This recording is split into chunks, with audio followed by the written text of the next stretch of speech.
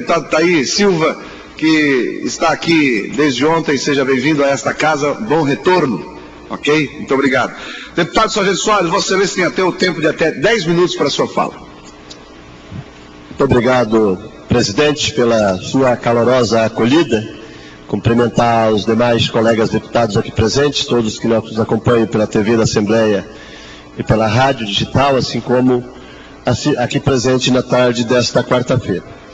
Eu queria inicialmente falar do incêndio, ou qualquer forma parecida de combustão, que houve na semana passada num depósito de fertilizantes, à base de nitrato de amônia, na cidade de São Francisco do Sul, na região portuária de São Francisco do Sul.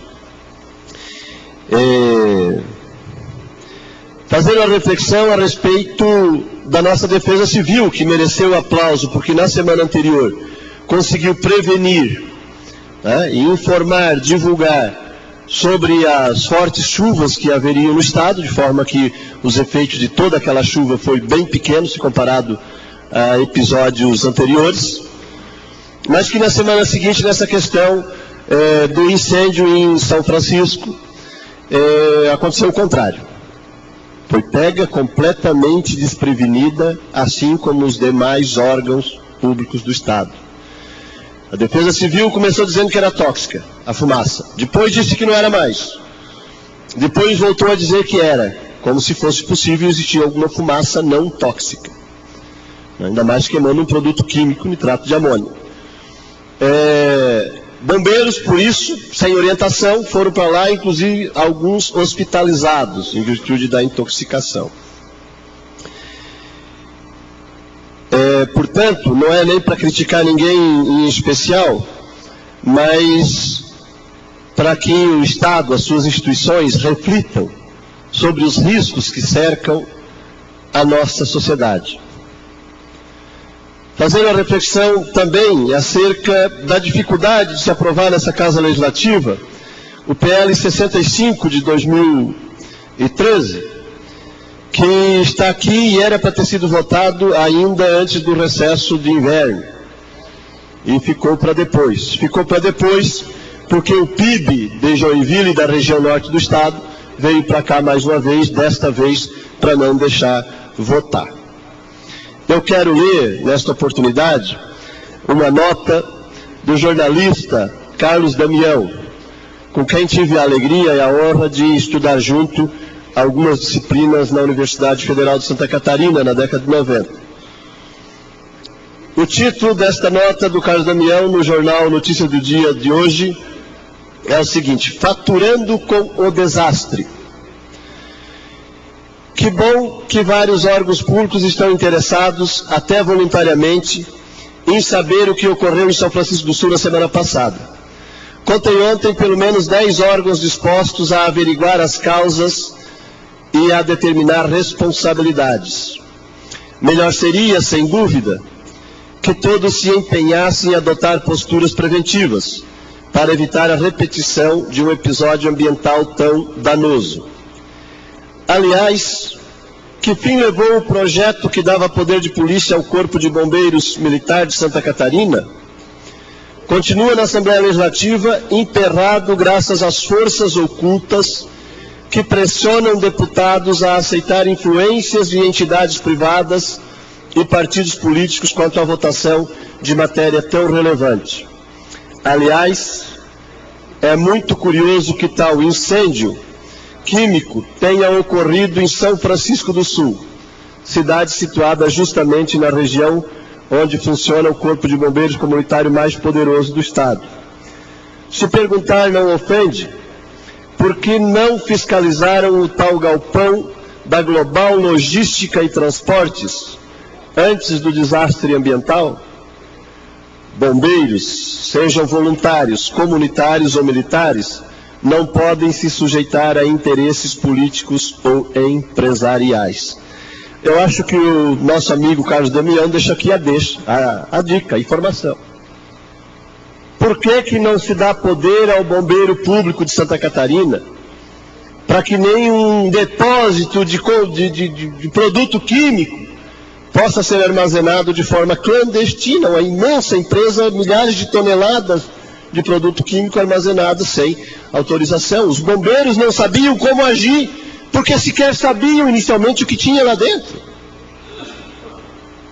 Talvez por isso o PIB de Joinville e da região não quer que o bombeiro militar coloque os pés naquela cidade, porque prefere continuar financiando e mandando na instituição. Com todo respeito aos bombeiros voluntários de Joinville e de todas as outras cidades, é preciso que a autoridade do poder público possa prevalecer nesta questão e em outras questões também. Deputado, uma parte pode... Pois não, deputado Kennedy. Só para falar aqui, com relação à nota que Vossa Excelência leu do jornalista, eu acho que tem duas coisas que a gente deve esclarecer. Primeiro, que não confere, como ele diz, que são forças ocultas. As forças são explícitas, né? Então, não concordo com as forças ocultas. São explícitas, né? E segundo, em São Francisco do Sul é bombeiro militar, em parceria com o bombeiro comunitário. É voluntário. Lá os dois trabalham juntos, deputado. Os dois trabalham juntos. O militar cobra a taxa e o voluntário atende as coisas. Só para deixar claro aqui. Mas não tiro nada do que Vossa Excelência falou da questão da falta de prevenção.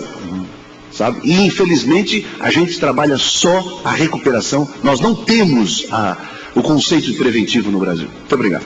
Muito obrigado, deputado Kennedy. Mas só para citar, 2 ou 3 anos atrás houve uma guerra nesse plenário, porque os bombeiros, acabou o verão, deixaram os 2 ou 3 bombeiros no posto da Enseada para fazer o trabalho de atividade técnica.